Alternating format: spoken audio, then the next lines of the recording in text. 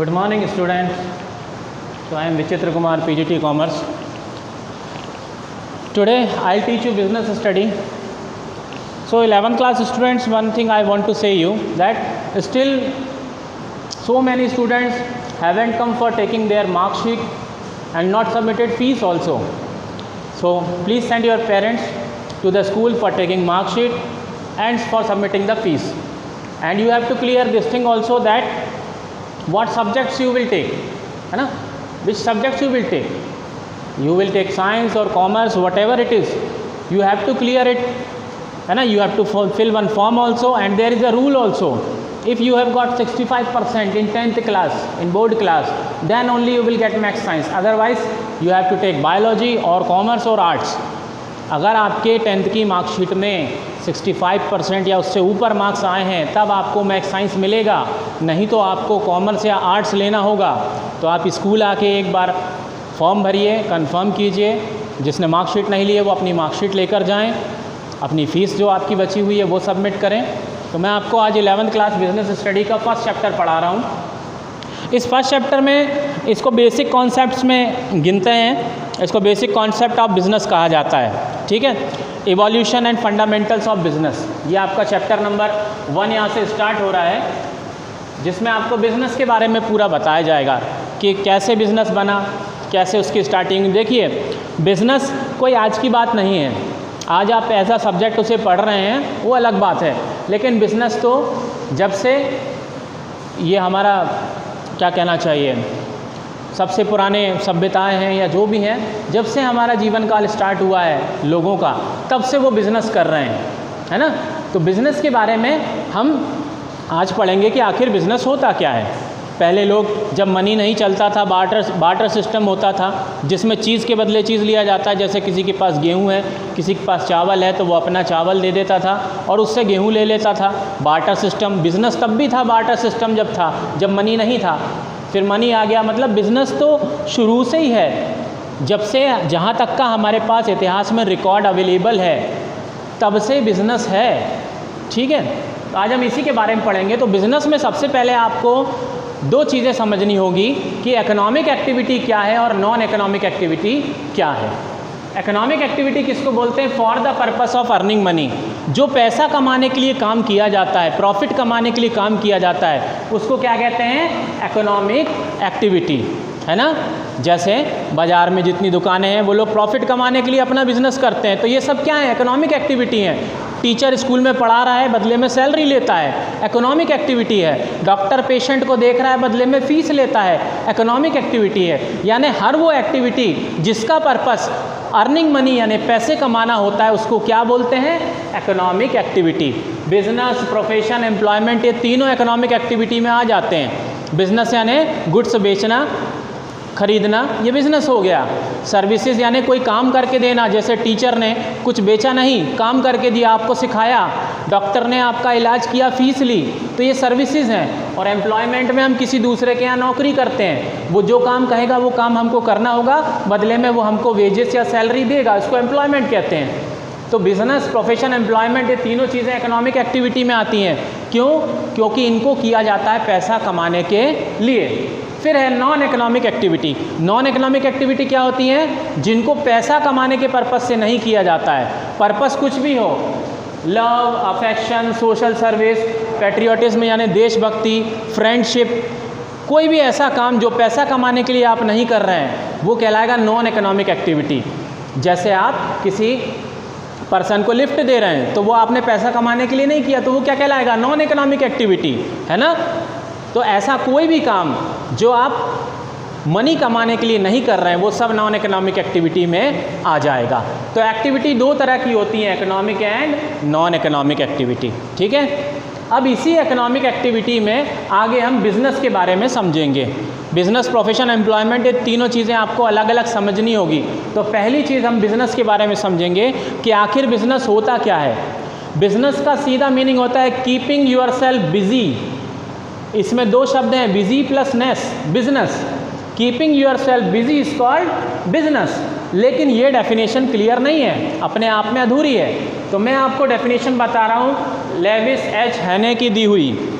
Business में be defined as human activity, कि business क्या होता है, एक ह्यूमन एक्टिविटी, इंसानों के द्वारा की जाने वाली एक्टिविटी है, directed towards or acquiring wealth. किस चीज़ के लिए की जाती है, एक्वायरिंग वेल्थ, यानी पैसा, संपत्ति, प्रॉपर्टी को पाने के लिए किया जाता है, through buying and selling of goods, है ना। किस चीज़ के through, buying and selling of goods, यानी गुड्स खरीदना और बेचना।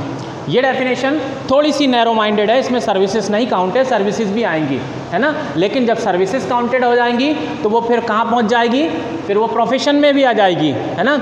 इसलिए ये वाली डेफिनेशन आपकी कंप्लीट है अपने आप में बिजनेस का मीनिंग बताने के लिए।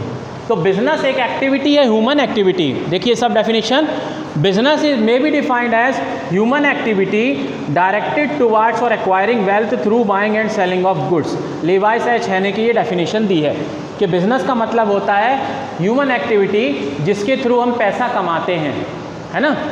अब हम इसके नेचर, कैरेक्टरिस्टिक्स या इसको आप फीचर भी बोल सकते हैं, इसके बारे में और समझेंगे तो आपको बिजनेस का मीनिंग और क्लियर होगा।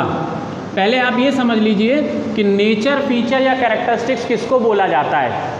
जो चीज़ जैसी है उसके बारे में वैसा बताना नेचर, फीचर या कैरेक्टरिस्टिक्स कहलाता है। मतलब आप उसकी अच्छाई नहीं बताएंगे, अगर आप उसकी अच्छाई बताएंगे तो वो मेरिट और एडवांटेज हो जाएगा, अगर आप उसकी बुराई बताएंगे तो वो डीमेरिट, डिसएडवांटेज या लिमिटेशन हो जाएगा। लेकिन जब हम जो चीज़ जैसी है उसके बारे में सिर्फ उतना ही बताते हैं तो हम उसको क्या बोलते हैं, नेचर, फीचर या कैरेक्टरिस्टिक्स, है ना। तो अब हम बिजनेस के नेचर, फीचर या कैरेक्टरिस्टिक्स देखेंगे कि वो क्या होते हैं। पहला है एन इकोनॉमिक एक्टिविटी। बिजनेस क्या होता है, इकोनॉमिक एक्टिविटी होता है। आप बिजनेस क्यों कर रहे हैं, पैसा कमाने के लिए कर रहे हैं ना, इकोनॉमिक एक्टिविटी है, नॉन इकोनॉमिक नहीं है। दूसरा, प्रोडक्शन और assembling of goods and services.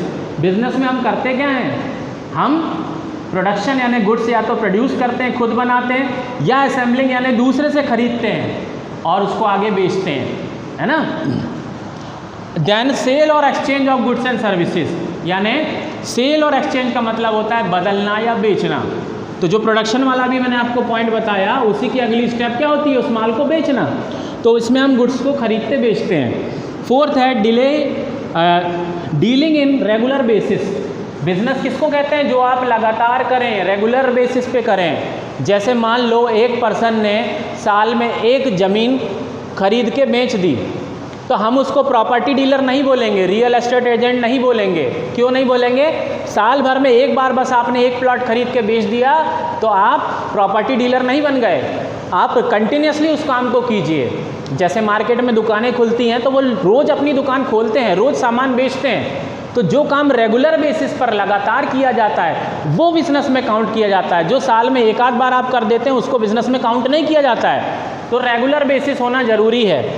फिर क्या है, fifth point, profit earning. Business क्यों किया जाता है, प्रॉफिट कमाने के लिए। अगर प्रॉफिट कमाने के लिए आप कोई काम नहीं कर रहे हैं तो वो बिजनेस नहीं कहलाएगा। फिर रिस्क फैक्टर, बिजनेस में हमेशा क्या होता है, रिस्क होता है। रिस्क मतलब अनसर्टेनिटी ऑफ प्रॉफिट या लॉस, दोनों चीज़। मतलब प्रॉफिट होगा कि नहीं होगा इसके बारे में कुछ फिक्स नहीं होना, या लॉस भी हो सकता है, इसको क्या बोलते हैं, रिस्क बोलते हैं। और रिस्क कभी बिजनेस से अलग नहीं किया जा सकता। एक बहुत अच्छा उसमें सेंटेंस है कि profit is a reward for taking the risk. Profit क्या है, इनाम है। किस चीज़ का इनाम है, आपके रिस्क लेने का इनाम है। जितना बड़ा risk, higher the risk higher the profit. जिन बिजनेस में बहुत ज़्यादा रिस्क होता है उनमें प्रॉफिट भी बहुत ज़्यादा होता है। ये बात ध्यान रखिएगा कि रिस्क बिजनेस से कभी अलग नहीं हो सकता।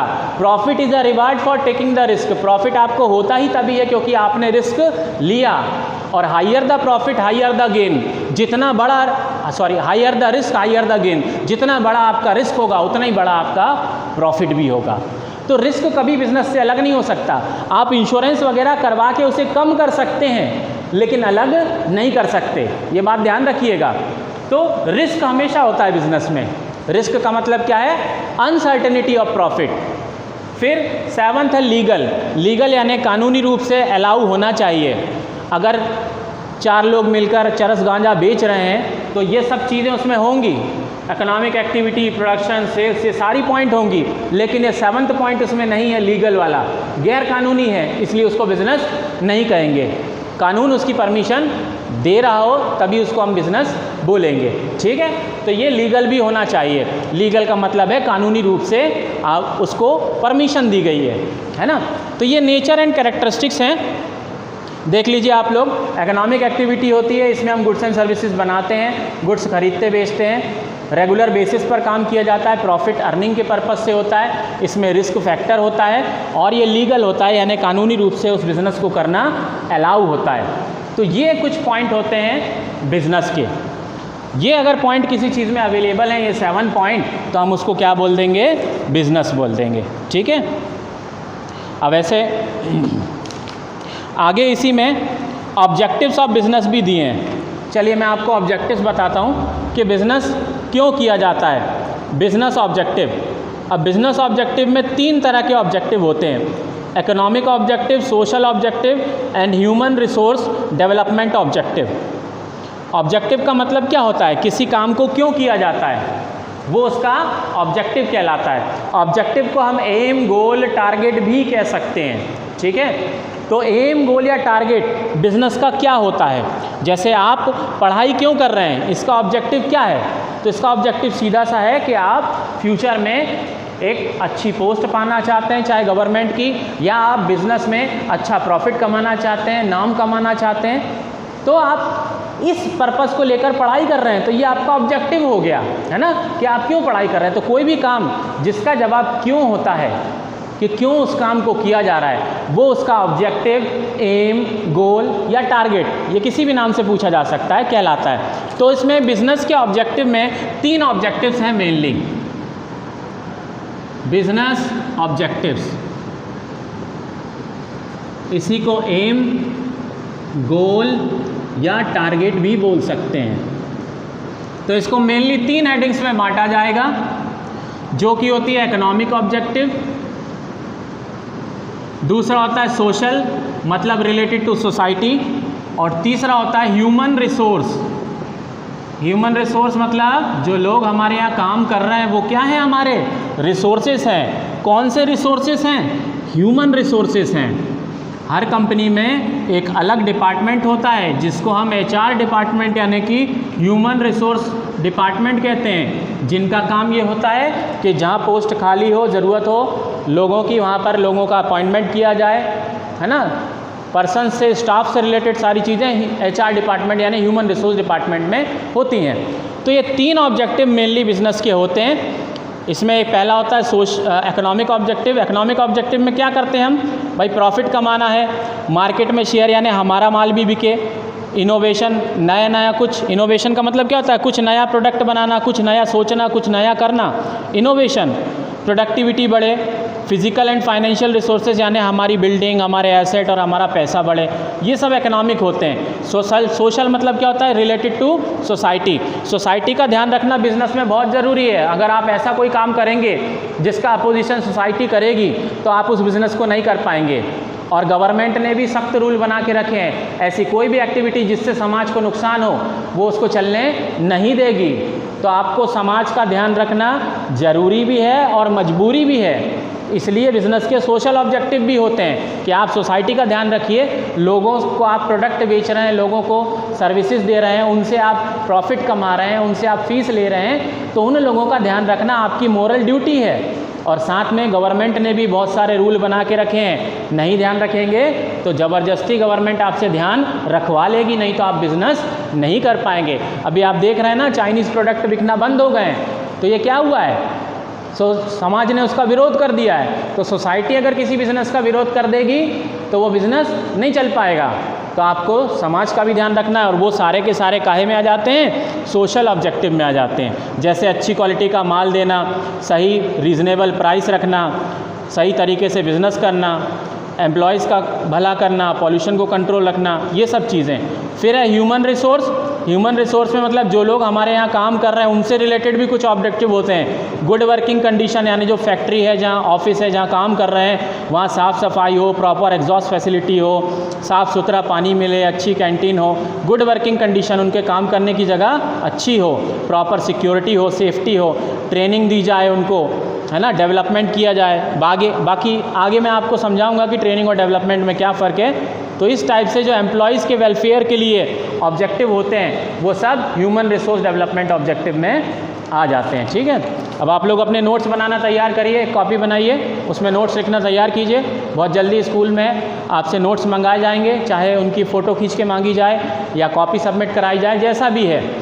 और जो भी है मार्कशीट लेने नहीं आए थे वो एक बार आके अपनी मार्कशीट ले जाएं, फ़ीस क्लियर करें और स्कूल से एक बार कंफर्म कर लें कि आप किस स्ट्रीम में, यानी आप मैथ्स के हैं स्टूडेंट, कि बायो के हैं, कि कॉमर्स के हैं। आप अपने हिसाब से नहीं ले सकते। अगर 65% से ऊपर आपके मार्क्स आए हैं 10th में तो ही आपको मैथ्स साइंस मिलेगा, नहीं तो आप या तो कॉमर्स लेंगे या आर्ट्स लेंगे। ठीक है, थैंक यू।